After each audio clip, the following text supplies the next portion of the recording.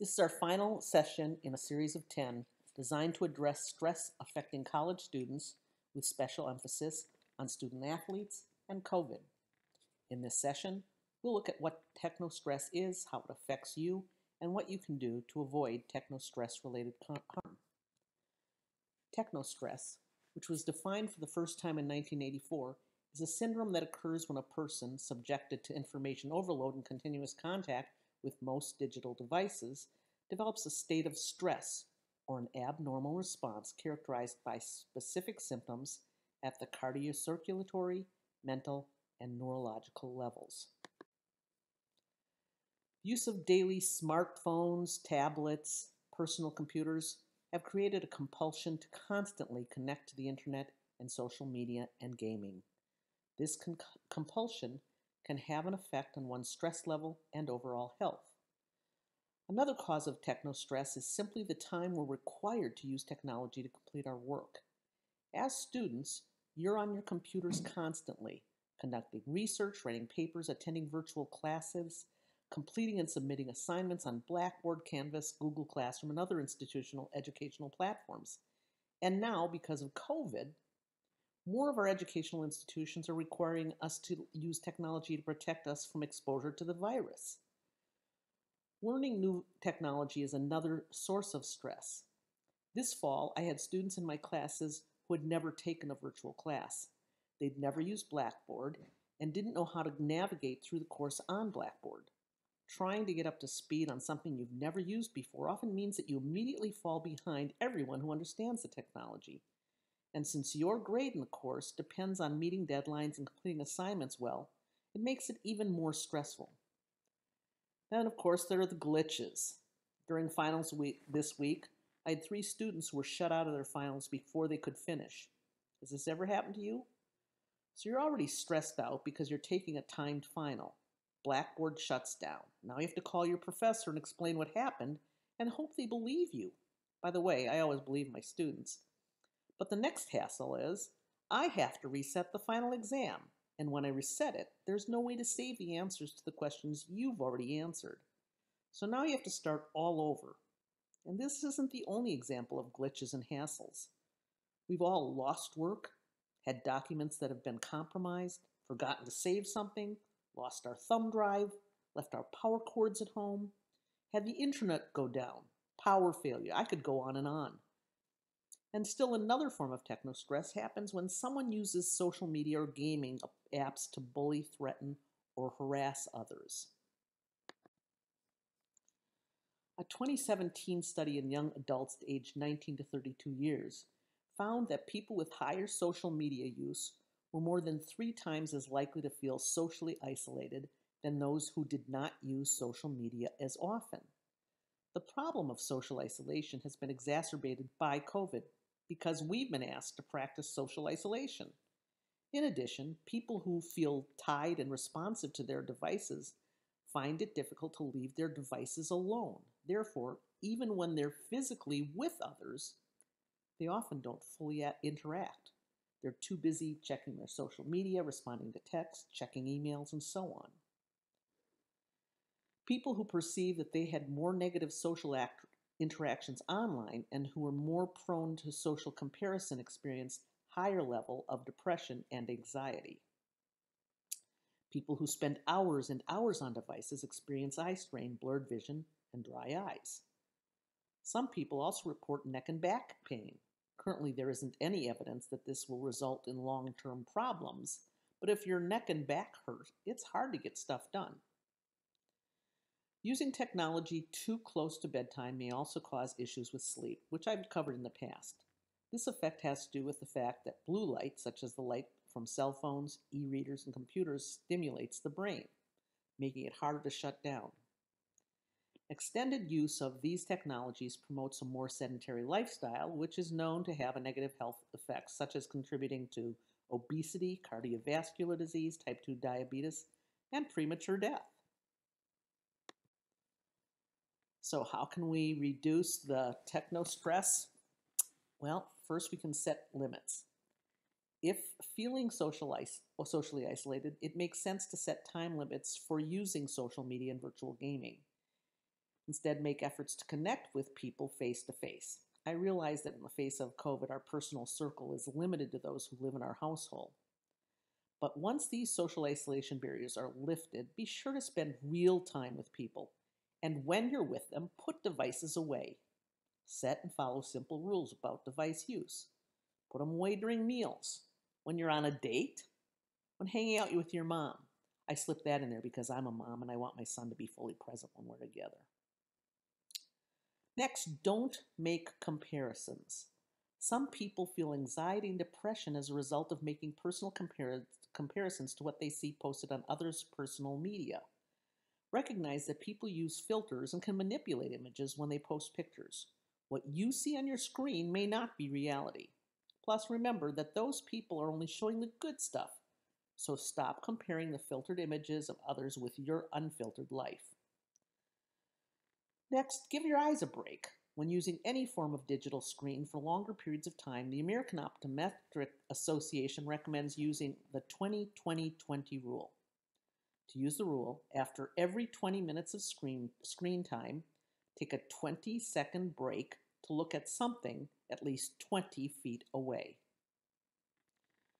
Also, check your posture and take breaks. If you find your neck and back are troubling you, check your posture and modify the way you're looking at your screen so your head and neck aren't at a weird angle. Also, stand up and take a brief stretch break every 30 minutes or so if you're tied to your computer when working on projects. Another tip is to stop using electronic devices that emit blue light in the hour or two before bedtime because they interfere with sleep. And finally, since technology interferes with our ability to be physically active, let's find ways to use technology to promote physical activity. Research from 2017 indicates that active technology such as app notifications, emails, and wearable technologies that promote exercise may reduce short-term sedentary behavior. So use the Walk Across America app. Get your steps in. Face it, our dependence on electronics has grown during COVID. In order to continue our educational programs, we saw an explosion of virtual meeting platforms like Zoom, WebEx, GoToMeeting, and Google Hangout for classes, working on group projects, and even to connect with remote family members who are practicing safe distancing. Using our screens to replace physical meetings is just one more exposure to your screen. On top of all the other ways you're linked to technology, Zoom sessions can add to your stress. Here are some tips to make your Zoom sessions less stressful. Learn to read faces. By watching how people on the Zoom session are responding helps you to be more engaged. Avoid multitasking. Put away your other devices and avoid opening another window to work on something else or check messages or apps. When you multitask, your memory is compromised and your productivity is reduced by 40%. Take written notes to help your brain lock in information. Put 100% of your attention on the session.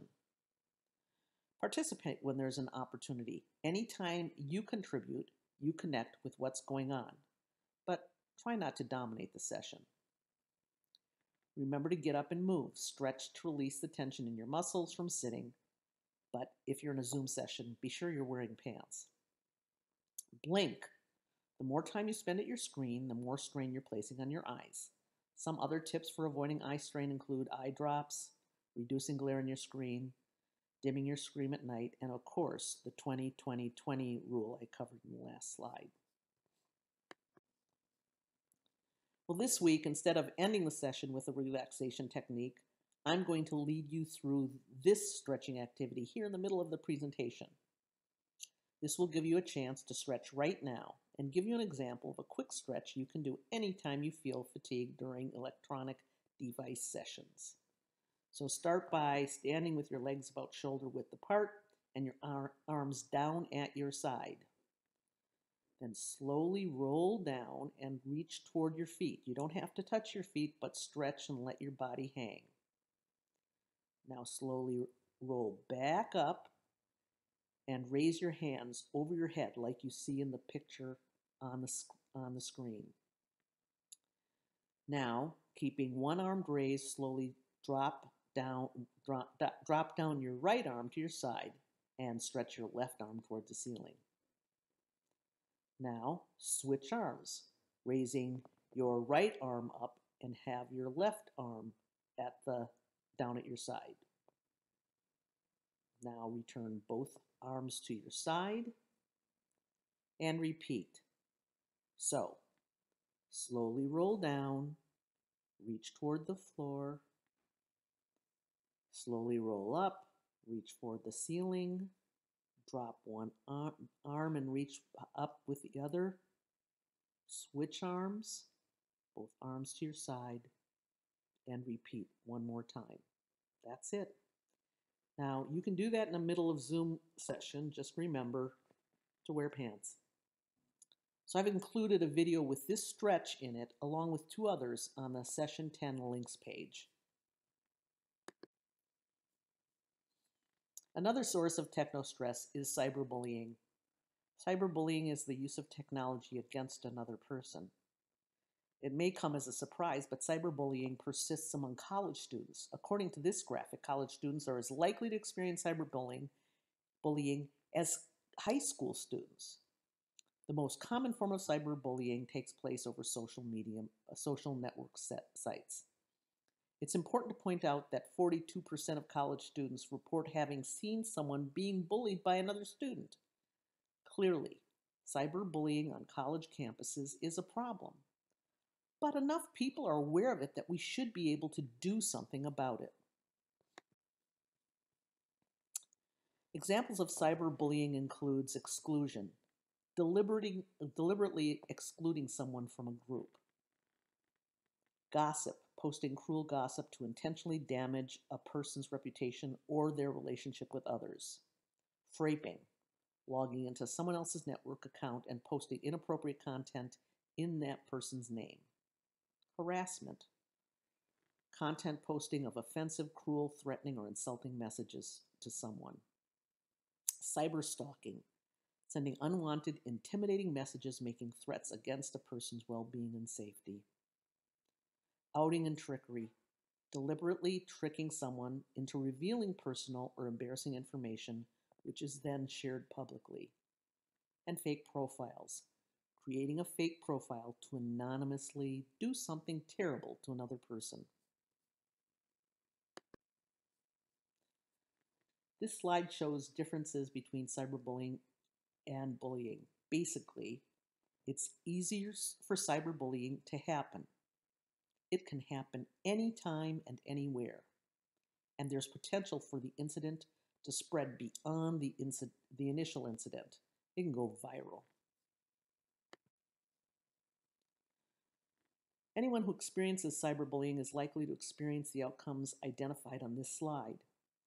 But when an athlete is the victim of cyberbullying by a teammate or team members, it takes on even greater impact. What team members may think of as a little bit of traditional hazing can have dire impact. The student athlete is likely to be less engaged in team activities and lose interest in participating on the team. Inability to concentrate and lack of sleep can interfere with athletic performance. If grades are sufficiently impacted, the athlete may lose eligibility. She or he might be inclined to engage in behaviors associated with self-harm, including use of drugs or alcohol, in violation of athletic participation policy.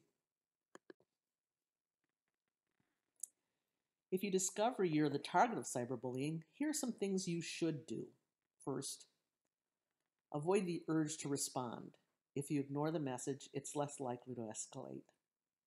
Save a screenshot of messages, texts, or other posts so you're able to share them with those in a position to help you deal with the situation. Block the sender so you stop receiving the messages. Now, I realize that if you're on a team feed, you may not be able to do that.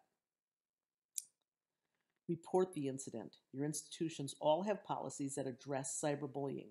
Share the screenshots with the appropriate person in student services. Report the incident to the app or social media source administrator. Some sources like Facebook and YouTube have safety centers where you can report cyberbullying. As was mentioned earlier, 42% of college students are aware that others are being cyberbullied. So any of you who are aware of cyberbullying can and should do something about it. This is especially true if the cyberbullying is happening to a teammate. The first thing you can do when you see someone as a target of cyberbullying is to support the person. Let him or her know that you don't like what's happening. Next, let the target know that you won't participate in what is going on. This may be difficult if the cyberbullying is being perpetrated by members of your team. But if enough team members do the right thing, it may be enough to get the cyberbullying to stop. In addition, it is important to intervene.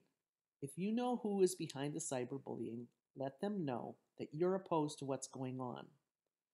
Remind the person of the importance of building the team, not tearing it down. And I'm not saying this will be easy, but it's the right thing to do. And if you're a leader and are strong and you care about your team, you're going to make it happen. If the cyberbullying doesn't stop, you need to report it. Talk to your coach and express your concerns. Or you can approach an RA or someone from the Dean of Students' office to file a complaint on your teammate's behalf.